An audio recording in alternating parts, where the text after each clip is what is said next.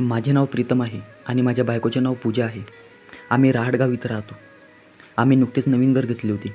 मी आणि माझी बायको दोघे नवीन ठिकाणी राहायला आलो होतो. बिल्डिंग 15 मजल्याची आहे, पण बहुतेक रूम खाली आहेत.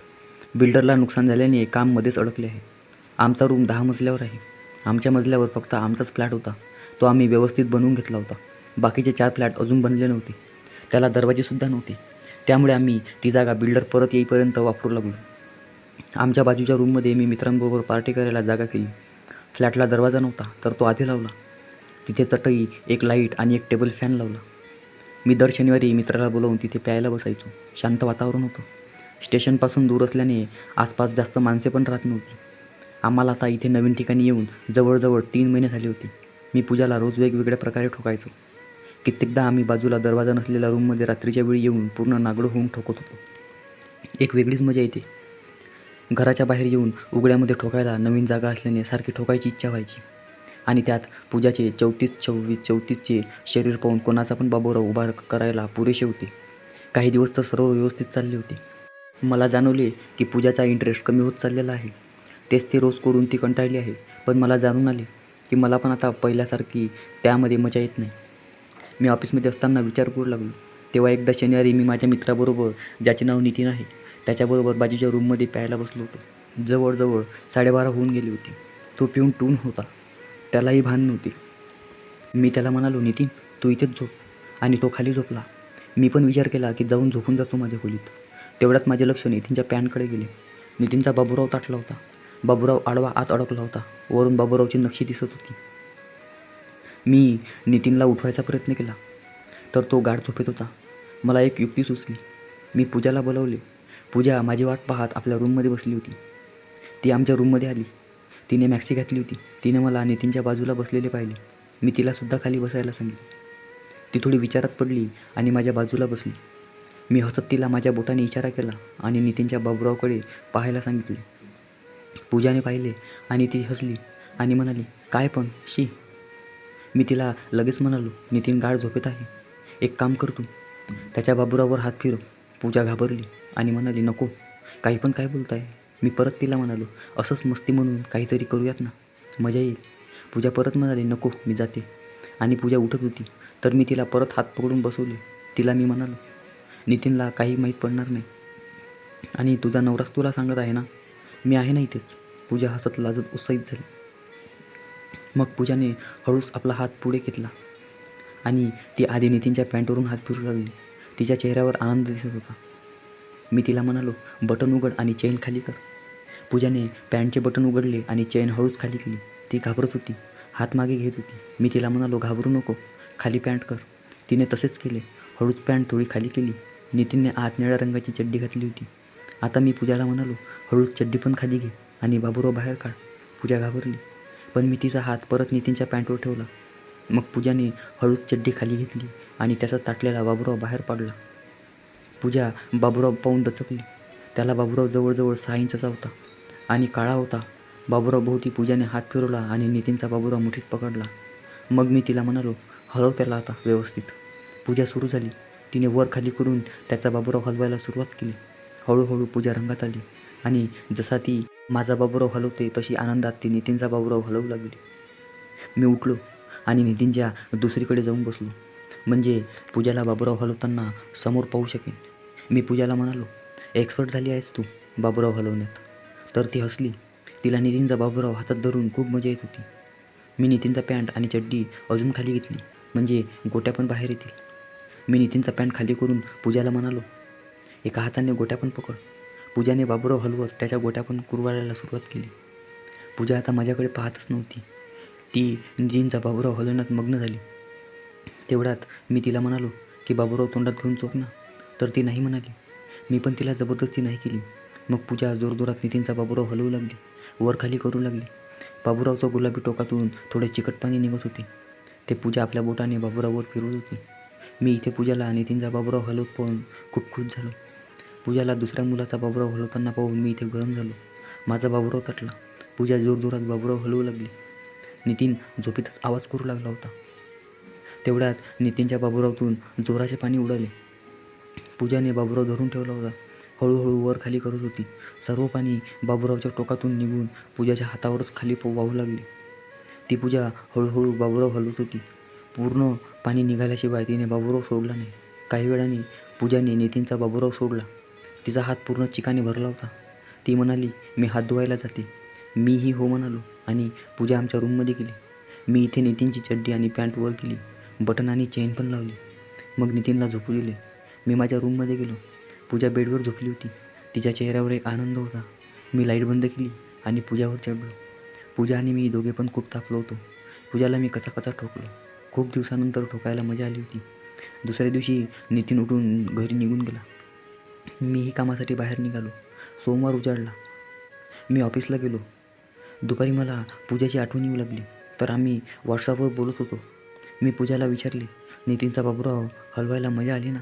पूजा म्हणाली, हो, खूप मजा आली. मी पुढे विचारले, परत करूयात का? पूजाने लगेच उत्तर दिले, हो. मला तिचा होकार मिळताच मी तिला म्हणालो, ठीक आहे. मग आजपासून मी वेगवेगळे मित्र बनवतो, म्हणजे तुला वेगवेगळे बाबूराव पाहायला मिळतील. पूजा आनंदात हो म्हणाली. पूजाशी बोलताना माझी नजर ऑफिसमधल्या एका मित्राकडे गेली. त्याचे नाव राहुल होते. तो गोरा होता आणि जिममध्ये पण जायचा, त्यामुळे त्याची चांगली बॉडी होती. मी त्याच्याशी ओळख बनवली. आम्ही रोज बोलू लागलो. दुपारी जेवणाच्या वेळी आम्ही दोघे फिरत ऑफिसच्या बाहेर जात असे आणि गप्पा मारत असे. एकदा मी त्याला म्हणालो, माझ्या घरी ये, शनिवारी आपण प्यायला बसूया, रात्रभर पिऊ, माझ्या इथे चांगली जागा आहे, दोघेही बसू. राहुल लगेच हो म्हणाला. त्याच्या हो ऐकून मी खूप खुश झालो. शनिवारी येण्यास वेळ होती. मी पूजाला कळवले की शनिवारी माझा एक ऑफिसमधला मित्र येणार आहे.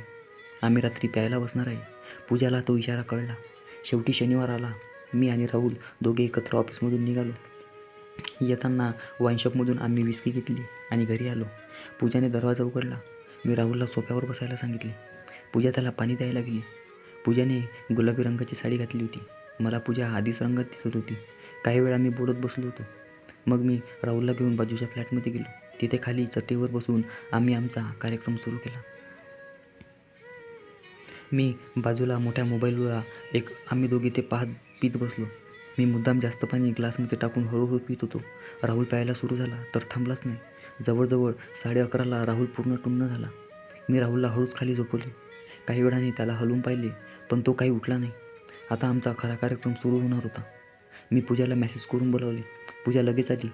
मी दुसरीकडे जाऊन भिंतीला टेकून बसलो आणि ग्लास हातात घेतला.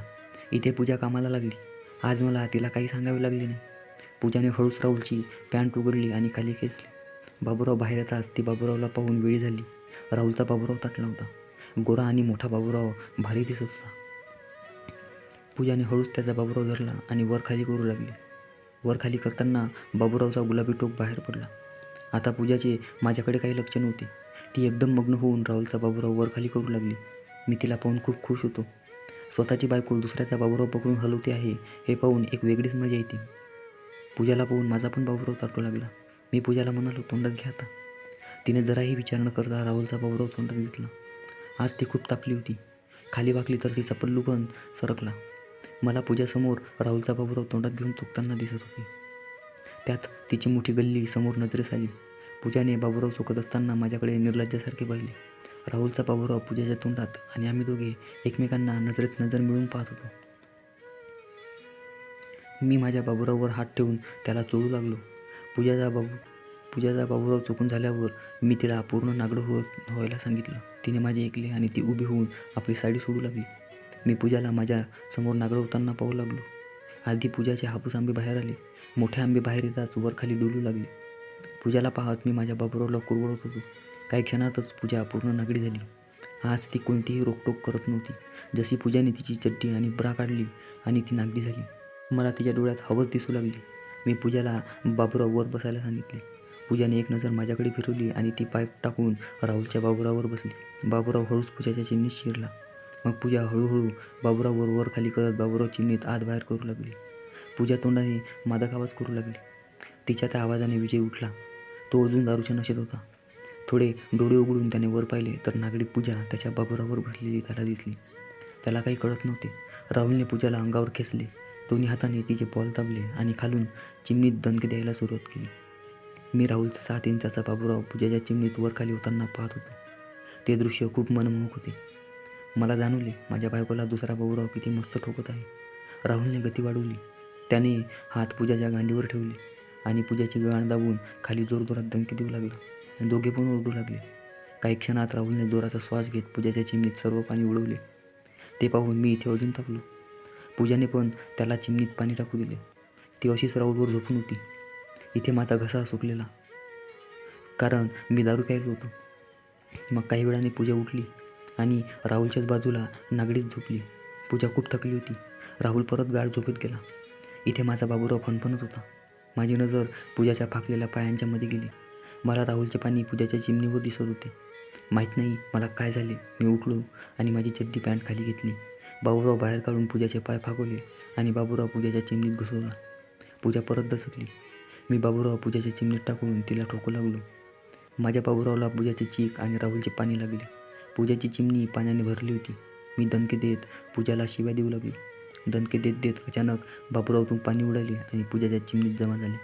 मग मी पण शांत झालो आणि पूजाच्या बाजूला झोपलो. मी पण खूप थकलो होतो.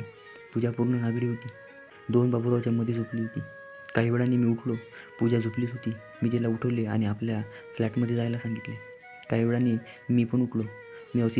ती अशीच नागडी साडी वर करून पकडून काळोखात फ्लॅटमध्ये गेली. मी राहुलचा बाबूराव चड्डीत टाकला आणि पॅन्टचे बटन लावले आणि माझ्या खोलीत जाऊन झोपलो. सकाळी उठलो तर राहुल उठला होता. तो घरी गेला. त्या दिवसानंतर पूजा आणि मी मोकळेप्रमाणे बोलू लागलो. आधी मी पूजाला गोळी खायला सांगितली, कारण रात्री राहुलचे पाणी चिमणीत गेले होते. त्यावर पूजा म्हणली मी सकाळीच खाल्ली गोळी. मी त्यानंतर खूप वेळा वेगवेगळ्या मुलांकडून पूजाला ठोकून घेतले. पूजा खूप खुश झाली होती. मला जसं पाहिजे तसं ठोकायला देत होती. आम्ही एकमेकांना शिव्या देत ठोकू लागलो होतो. तर मग मैत्रिणींनो आणि मित्रांनो, तुम्हाला ही कथा कशी वाटली ते कमेंट बॉक्समध्ये नक्की सांगा. आणि आवडली असेल तर व्हिडिओला लाईक करा, शेअर करा आणि अनोळखी नातं या चॅनलला सबस्क्राईब करायला विसरू नका. धन्यवाद.